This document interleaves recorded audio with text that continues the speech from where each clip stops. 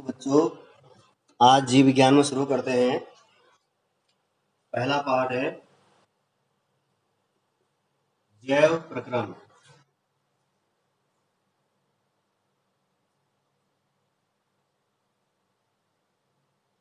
तो बच्चों इस जैव प्रक्रम के अंतर्गत आते हैं पाचन,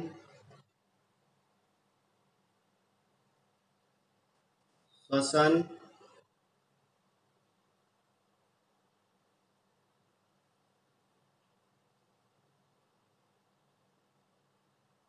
उत्सर्जन,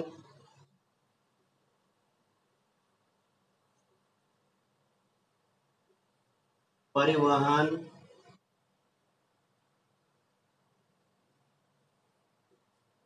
वृद्धि व जनन। तो बच्चों ये मानव में भी, एक जंतुओं में और पौधों में, दोनों आप इस पाठ में पढ़ेंगे। ये जैव प्रक्रम के अंतर्गत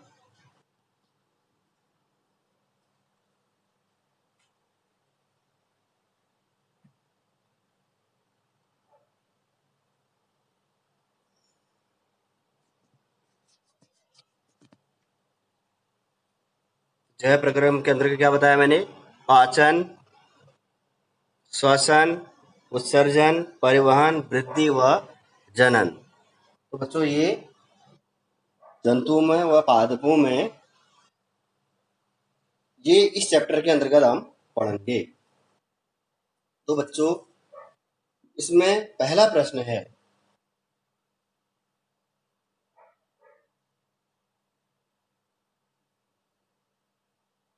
हमारे जैसे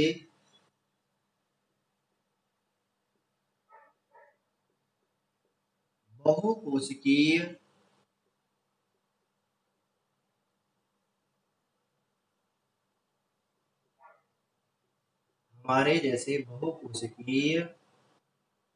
जीवों में ऑक्सीजन की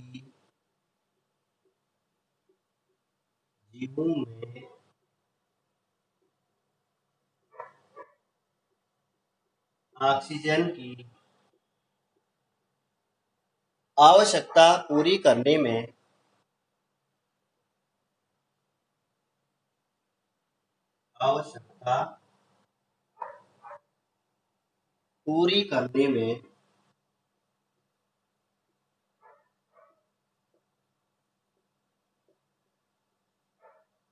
विसरण क्यों अपर्याप्त है? विसरण क्यों अपर्याप्त है? ये क्वेश्चन है, हमारे जैसे बहुकोशिकीय जीवों में ऑक्सीजन की आवश्यकता पूरी करने में विसरण क्यों अपर्याप्त है। अब बच्चों आपको पता है बहुकोशिकीय क्या है?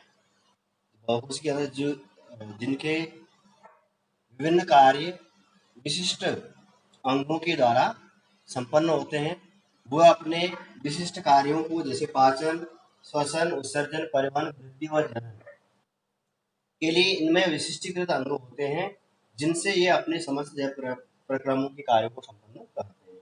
तो वह बहुकोशिकीय जैसे प्रोटोजोआ को छोड़कर, संघ प्रोटोजोआ को छोड़कर जितने भी होते हैं वह सब क्या होते हैं? बहुकोशिकीय जीवधारी होते हैं। तो बच्चों हमारे जैसे बहुकोशिकीय जीवधारियों में ऑक्सीजन की जो आपूर्ति है वह सामान्य विसरण के द्वारा नहीं हो सकती है। विसरण आपको पता है क्या होता है? इसमें उच्च सांद्रता से किसी भी विलयन में उच्च सांद्रता से निम्न सांद्रता की ओर अणुओं की गति क्या कहलाती है? विसरण कहलाती है। किसी भी विलयन में उच्च सांद्रता से निम्न सांद्रता की ओर अणुओं की गति क्या कहलाती है? विसरण कहलाती है। तो ये ऑक्सीजन की आपूर्ति हमारे जैसे बहुकोशिकीय जीवों में विसरण के द्वारा नहीं हो सकती है। इसके द्वारा विसरण के द्वारा क्योंकि शरीर की सभी कोशिकाएं और ऊतक वातावरण के सीधे संपर्क में नहीं रहते। क्या? शरीर की सभी कोशिकाएं और ऊतक वातावरण के सीधे संपर्क में नहीं रहते। एक अनुमान के अनुसार फेफड़ों से पैर की अंगुली तक विसरण द्वारा यदि ऑक्सीजन अणु को पहुंचने में 3 वर्ष लग जाएंगे। कितने वर्ष लग जाएंगे? 3 वर्ष। तो हमारे शरीर में ऑक्सीजन की आपूर्ति किसके द्वारा होती है बच्चों? जो आपको पता होगा किसके द्वारा होती है ये? हीमोग्लोबिन। किसके द्वारा होती है? हीमोग्लोबिन के द्वारा। तो हीमोग्लोबिन किसके साथ मिल जाता है? हीमोग्लोबिन में क्या मिल जाता है? ऑक्सीजन, है ना। और फिर बन जाएगा आपका बच्चों, ये क्या बन जाएगा? Oxy haemoglobin. Oxy haemoglobin. ये आगे आपको ये हम ये आगे इसके बारे में बताएंगे ऑक्सी हीमोग्लोबिन क्या है। तो ऑक्सी हीमोग्लोबिन के द्वारा इस हमारे संपूर्ण शरीर को चले जाता है। तो ऑक्सीजन की आपूर्ति किसके द्वारा होती है? हीमोग्लोबिन के द्वारा, है ना। सामान्य विषण में, ये बहुकोशिकीय जीवों में सामान्य विषण के द्वारा ऑक्सीजन की आपूर्ति संभव नहीं है। तो ये था पहला प्रश्न। अब प्रश्न संख्या 2। तो बच्चों ये क्या है? कोई वस्तु सजीव है। क्या है? कोई वस्तु सजीव है,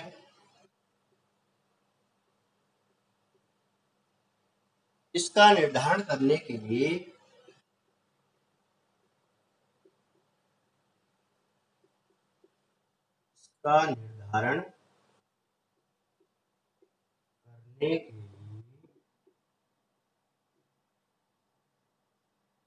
हम किस मापदंड का उपयोग करेंगे? हम किस मापदंड का उपयोग करेंगे?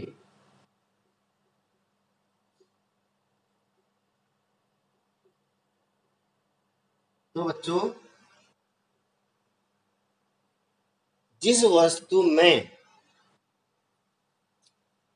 समझेंगे, जिस वस्तु में अणुगति, क्या? जिस वस्तु में अणुगति यानी मॉलिक्यूलर मूवमेंट,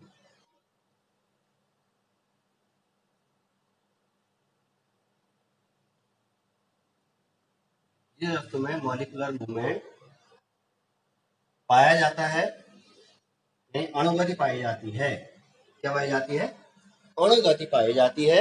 उसे क्या माना जाता है? सजीव माना जाता है। तो जिस वस्तु में अणुगति पाई जाती है उसे क्या माना जाता है? सजीव माना जाता है। अब प्रश्न संख्या 3 है, किसी जीव द्वारा किन कच्ची सामग्रियों का उपयोग किया जाता है? किसी जीव द्वारा किन कच्ची सामग्रियों किन कच्ची सामग्रियों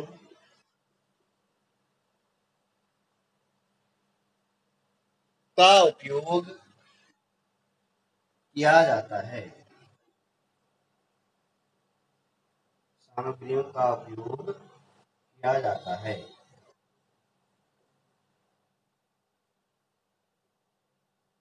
किया जाता है।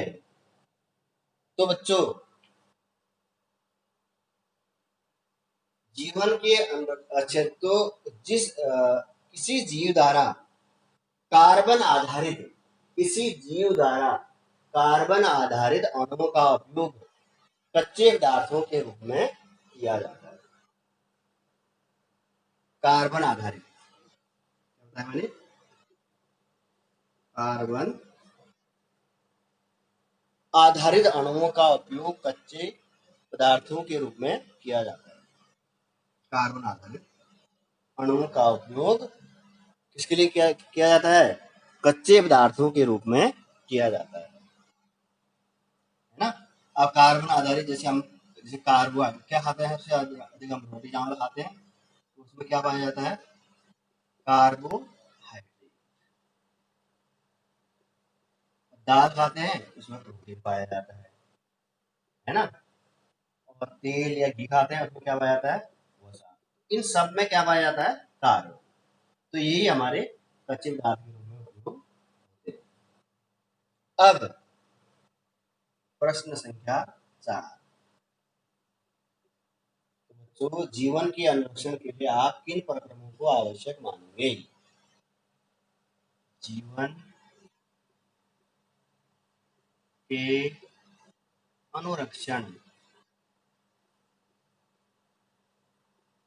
के लिए आप किन प्रक्रमों को आवश्यक मानेंगे? किन प्रक्रमों को आवश्यक मानेंगे?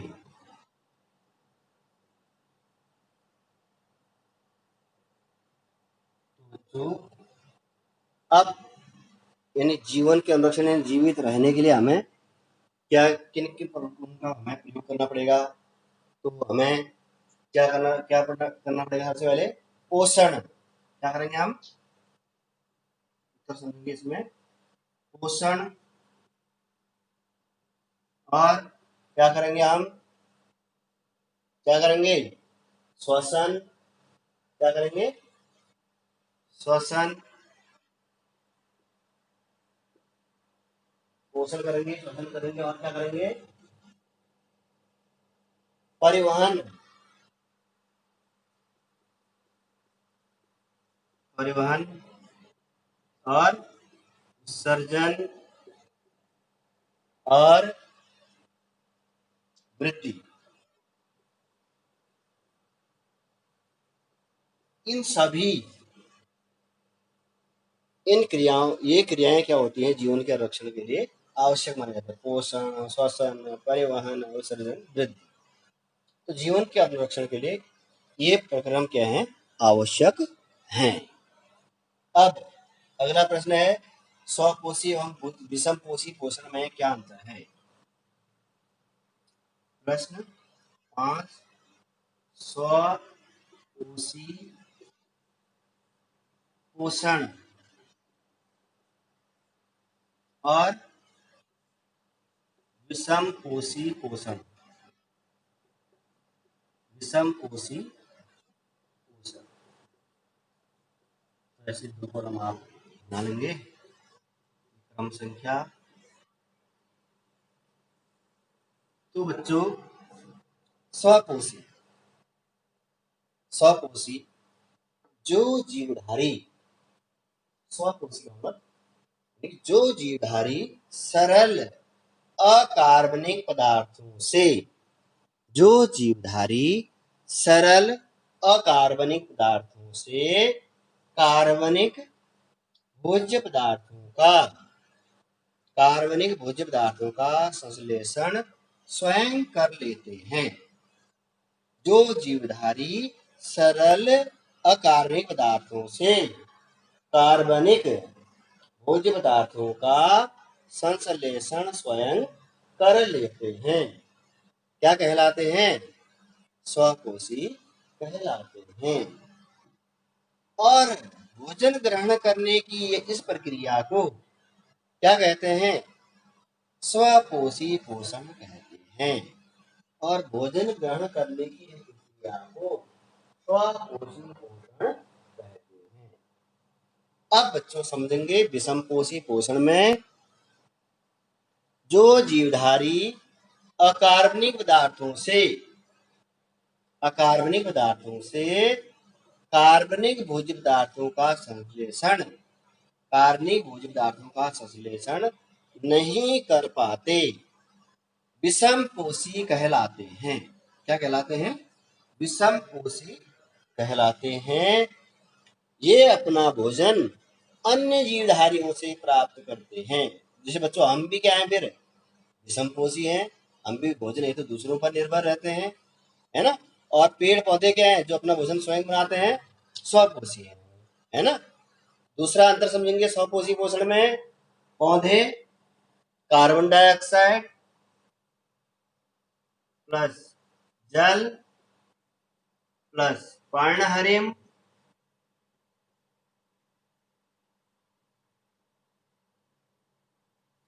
तो कार्बन डाइऑक्साइड, जल, पर्णहरिम तथा सूर्य के प्रकाश की उपस्थिति में, इसकी उपस्थिति में, सूर्य के प्रकाश की उपस्थिति में भोजन का संश्लेषण करते हैं।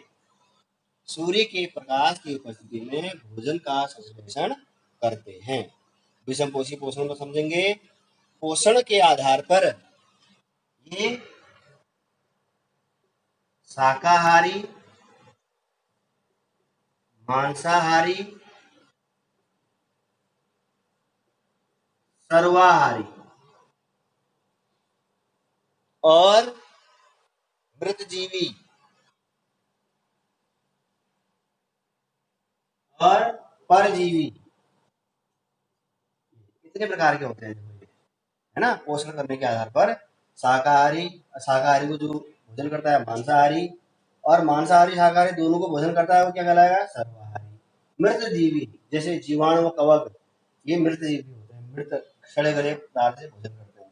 परजीवी जैसे हमारे शरीर के बाहर परजीवी क्या है, जैसे खटमल, पिस्सू, जुएं, ये बाह्य परजीवी। अंतः परजीवी क्या है, यकृत कृमि, पिन कृमि, एस्कैरिस, ये हमारे अंतः परजीवी है ना। तो ये पोषण के आधार पर इन्हें इतने भागों में बांटा गया है। अब तीसरा है स्वयं पोषी पोषण में।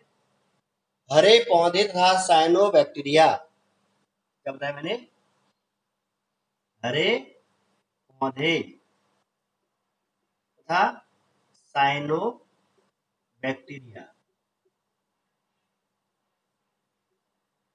हरे पौधे तथा साइनोबैक्टीरिया, नीले हरे शैवाल तथा कुछ प्रकाश संश्लेषी जीवाणु जीवाणु स्वयं पोषी पोषण द्वारा भोजन ग्रहण करते हैं। और विषम पोषी पोषण में समझेंगे समस्त प्राणी यानी समस्त जंतु, कवक, जीवाणु, परजीवी, पौधे, जीवाणु के बाद परजीवी, पौधे आदि में विषम पोषी पोषण पाया जाता है। आदि में विषम पोषी पोषण पाया जाता है। तो बच्चों ये था स्वयं पोषी और विषम पोषी पोषण में अंतर।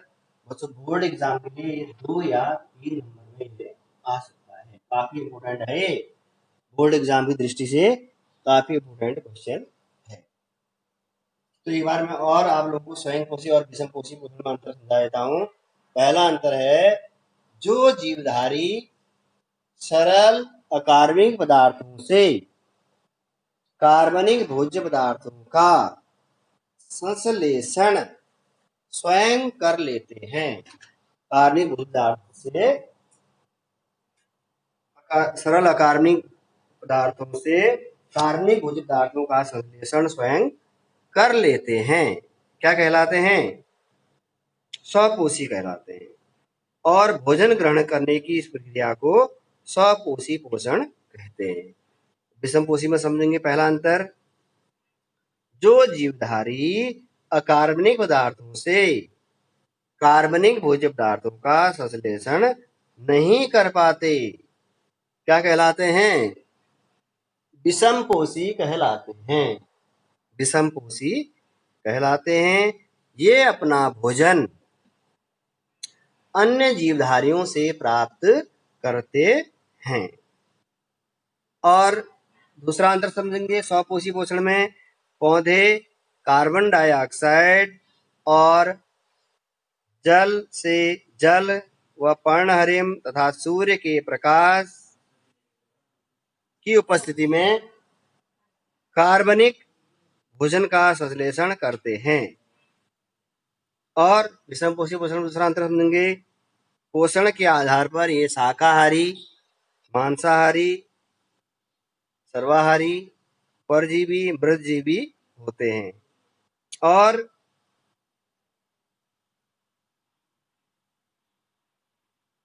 तीसरा अंतर स्वपोषी पोषण में हरे पौधे तथा साइनोबैक्टीरिया, नीले हरे शैवाल तथा कुछ प्रकार संश्लेषी जीवाणु स्वपोषी पोषण द्वारा भोजन ग्रहण करते हैं। विषम पोषी पोषण में समझेंगे। तीसरा अंतर समस्त प्राणी जंतु यानी कवक, जीवाणु, परजीवी पौधे आदि में विषम पोषी पोषण पाया जाता है।